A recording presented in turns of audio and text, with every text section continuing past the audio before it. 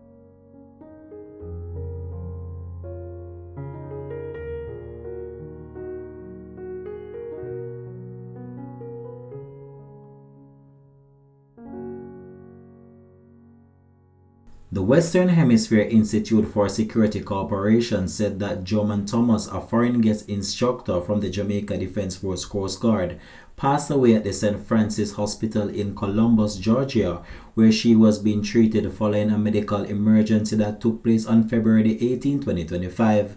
This has been Links 007 TV News Report. Thanks for watching.